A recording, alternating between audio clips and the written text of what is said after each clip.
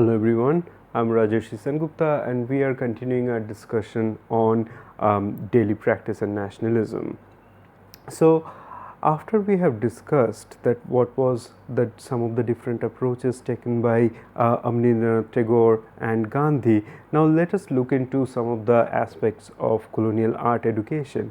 So, in the 1850s, during that time, as I have already mentioned in the earlier week, that some of the art institutions that came into being. So, for example, the Government School of Art in Calcutta, Government School of Art in Madras, and then the JJ School of Art in Bombay and Mayo School of Art in Lahore. So, what we find during this time that the motivation for the colonial administration to have these art institutions was to produce people who will primarily be the draftspeople, the draftsmen, and then also the people who can actually get involved into helping the colonial administration. So, they were not really interested in producing artists of Indian origin.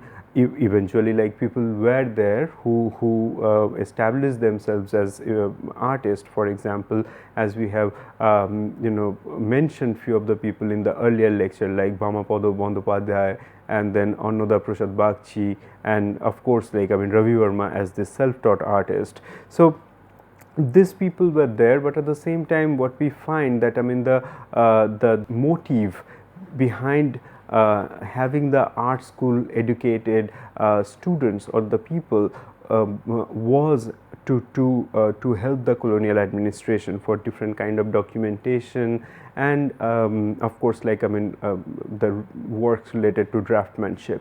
So, for that reason, what we find during this time, there was also this this clear divide between what is art, what is craft, and the kind of things which were taught in the art institutions were strictly European in their convention. So, for example, this single point perspectival view, and then also anatomy, scale, proportion, and then how to make the 3D modeling in the two-dimensional surface. That means the use of shading and also how the human figures relate to the architectural sites and everything. So, those were some of the things we find that those were taught in the colonial art institutions. Now, in terms of the techniques, as we know that there were oil painting was given priority, then marble casting at the same time. Slowly we also see that the plaster of Paris that would also become an important medium in the later times. So, this kind of different practices which did not really have their roots in the Indian subcontinent were taught to the people or the students in these colonial art institutions. So, here there are I just wanted to give some example that what kind of drawings and everything was there. So, there is this fountain which was made in the Crawford Market in 1868. It was part of building the architectural projects, part of building various sites in southern Mumbai. That was the main metropolitan center of Bombay in the 19th century. So, we see that how this kind of this architectural structures were erected, and then how those were also used for studying by the students in JJ School of Art. So, this kind of drawings, one can think about that their likeness to the the actual site, that was very important, and that is something that this evidential quality of these images was something that was prioritized more than capturing their essence or more than seeing that what their relevance is in the public life. So, that was the kind of approach that we find in the in the colonial art institutions. Now, from there we find that there was a shift, and the shift was not something that was that did not take place all over in the Indian subcontinent, but it was something that started with Rabindranath Tagore. So we are going back to this prolific Tagore family in North Calcutta now, it was the same house where we have already discussed. There's this image of Rabindranath Tagore and Kumaraswamy and many other this great minds where they are already situated. So during this time, what we find that in the late 19th century and very early decade of 20th century, that Rabindranath Tagore silently he established this school in Bolpur in the Birbhum district of Bengal, and so that time it was Bengal, now it is West Bengal. So then we see that in this particular area, which then Tagore called as Santiniketan, it's a abode of peace, and so that particular place, so it was away from this colonial metropolis of Calcutta, and it was a place which was surrounded by greenery and rivers and the local Santal or the Adivasi population. So what we find there that Tagore, when he established his school, and eventually he would go and establish this entire university that is called Vishwabharati, where he imagined like the entire world would come. So that marked a different path, and that sort of showed people a different mode of education, which was different from the colonial mode of education. So this is a path we can consider in the early 20th century as an alternative mode of education from the mainstream mode, which was already established in the Indian subcontinent by the British. So why this is important is because that we see that Tagore's position in the nationalist movement was also something that was very interesting, that we find that Tagore was not necessarily aligning himself with either the violent or the non-violent movements, but at the same time he was strongly critiquing the British government. But in that way, what he was interested in doing was to think about that how the growth of a country, the growth of people is not something that is always related to the nationalist politics. The nationalist politics cannot just bring prosperity to everyone. So for that reason, he was interested in learning from different sources and bringing the world to Santiniketan. And so this was a very different kind of educational approach that we find in Vishwabharati. So this is I just have this aim and objects, which was there in terms of to understand that what all Tagore was thinking when he established Vishwabharati. Now in the left side of the screen we have a portrait of Tagore, perhaps in Santiniketan, and this gives us a sense of what kind of landscape I am talking about. That even in the university campus where all the schools were situated, we see that there were trees and there were not really boundaries as such that will mark the space of the school from nature. So bringing nature, bringing the daily life to the education was something that Tagore had strongly advocated for. And even if we see these aims and objects of Vishwabharati, and there also there is this strong argument for learning from different cultures and different religion and assimilating them together to think about a future which will be much more hospitable, which will also assure prosperity not only in terms of the material growth but also prosperity of mind. So those were some of the things that Tagore had aspired to do through his new university. So thinking about that, what happens in terms of the prosperity of the mind is it is also something that was revolutionary in terms of thinking that how the colonial institutions, and if we consider the art institutions, how they were definitely not concerned about prosperity of mind, but I mean it was concerned about this painstaking skill which will eventually make people as fine draftsmen, and it was definitely not something about the spiritual or internal growth, something that Tagore had prioritized.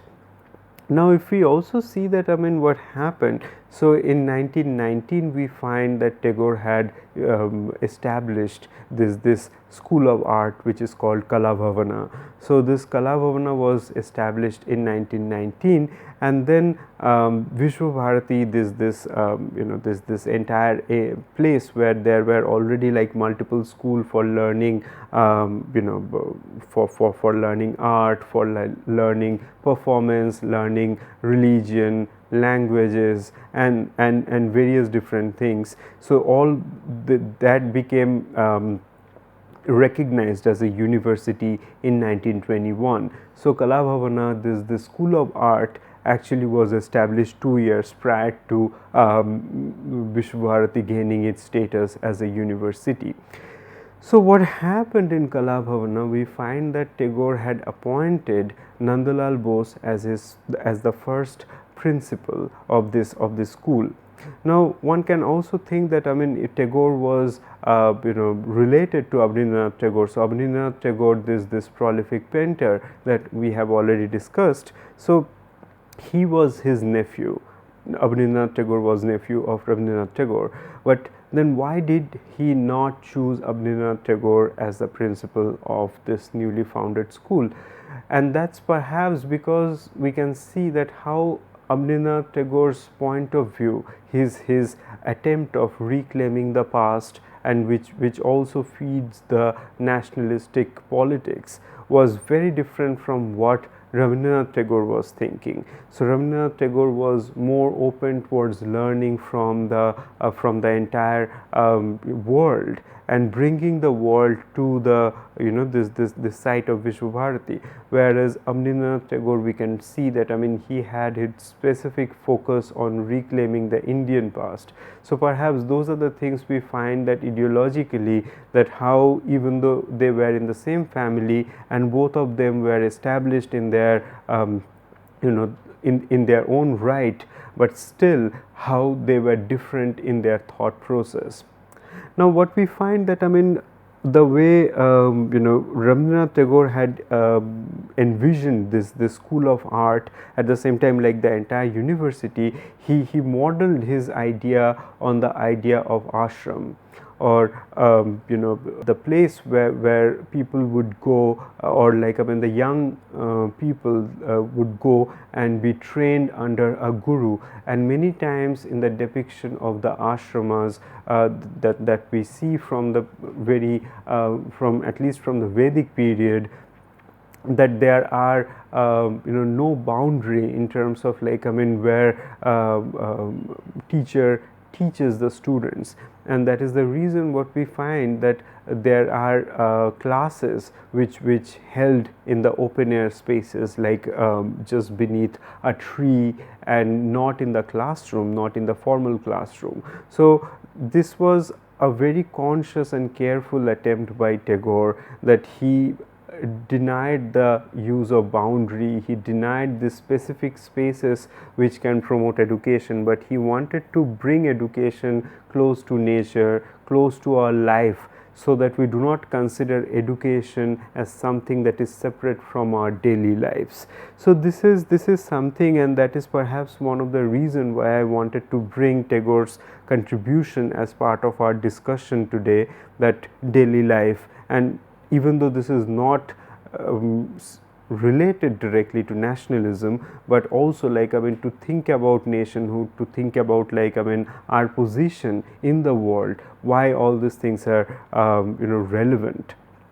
The other thing that Tagore had also sort of stressed upon is this idea of art education. So he considered art education as an essential one in the university education. Instead of having very specific and specialized skill among the students to only to be trained in art, he considered that people should be free in terms of learning about the different modes of art making, artisanal practices, and he did not believe in the boundaries, as I have already mentioned. So it was a very different approach. And he also said that, I mean, how art is something that is excess. So the excess is not something he considered. I mean, excess is something that he considered as not quantifiable. So it's not something that can be equated with like the material wealth, but there is always something that goes beyond that. So he considered that art is also something that is essential for the growth of human beings and internally. So that is something that also reflected in his overall strategy of establishing the school, as well as promoting different kind of practices there. Now, the other thing we also find that how the local craft practices were not discouraged. Something that we find that in the colonial art institutions there was a huge divide between what was taught in the art schools and what was there around them. So in a city like Calcutta, there were already different kind of artisanal practices, like there can be wood block making, there were textile making, there were also of course that, I mean, there were Kalighat paintings in the 19th century, but we definitely see that, I mean, those practices were not brought into the within the institutional fold. So there was definitely this intended binary between what is considered as this formal art education, what is considered as fine art, and what is not considered as fine art.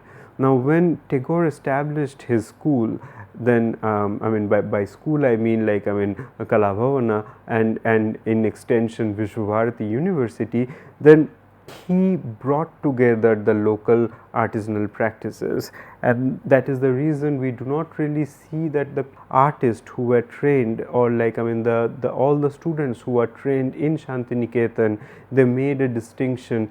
At least in the early stages, they did not really make a distinction between something that is artisanal, something that is part of our daily practices, and something that is taught in the institution. So these are some of the ways in which we find that Tagore's ideology and his approach made a drastic difference in terms of how we perceive art today. Now, going with that, I mean, what else was happening? So when we see that Tagore had appointed Nandalal Bose as the first principal of Kala Bhavana, so who was Nandalal Bose? Nandalal Bose is someone who was trained under Abhinavnath Tagore as well as E.B. Havel. So these two figures from Calcutta who were essential for revitalizing the Indian artistic anatomy and Indian the pre-colonial modes of visual expressions. So for Nandalal Bose, what we find that in the early 1900s, around 1910 or so, then he traveled to with a group of archaeologists and historians to various cave sites. So for example, to Ajanta, to Bagh, and others. So this is an image that we have in the left side of the screen, and where we see that there is a copy of a mural from Bagh. So as I have mentioned that in the 19th century we find that there were practices of documentation, that the minutest of the documentation of the murals and different kind of, like, I mean, the architectural remnants and everything from various parts of the Indian subcontinent. So we can imagine that why the British historians and archaeologists needed the help of people like the fine artists like Nandalal Bose in their in their trips to the sites of Ajanta, to Bagh and so on.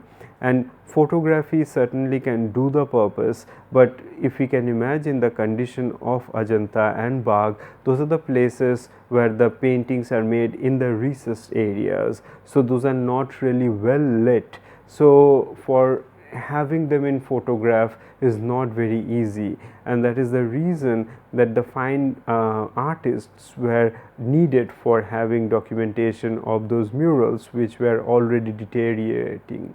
So what we see in this image, in the image in the left side, so this is actually made in very thin tracing paper. Perhaps this is like, one can see that how there are those small tracing papers, those are added here to make into this one giant piece, and from that is added here for for tracing this one image.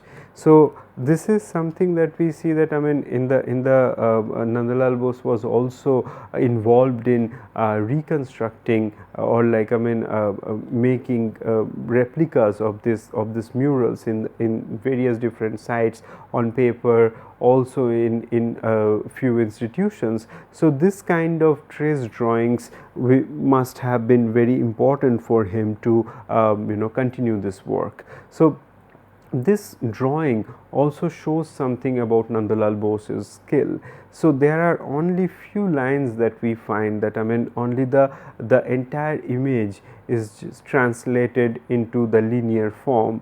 So what we find that there are those broken lines which are used for depicting the overall shape as well as the details of this face. So and the lines that we see, they are calligraphic in character. So the lines are not uniform, but some part of the line has greater depth than the others. And then that is how, like this particular way of drawing, we find that is it was there in the Ajanta murals when the contour lines of the body are drawn. So those characters were something, those were also learned and internalized by Nandalal Bose, and those are implemented in this drawing here as well. Now the other thing that we also find, that how line is used here for expression. So this pensive mood of this woman that we find here, with her drooping eyes and this her overall expression in her face and her lowered lips, and then of course that how she rests her face onto her left arm. So everything that adds to the mood of this woman. So the expression and different this physiological features. So this idea that how the draftsmanship or like copying is not something that is just involved in copying all the details of an image, but perhaps to perhaps to imbibe the essence of the image, to understand the internal qualities of the image and express it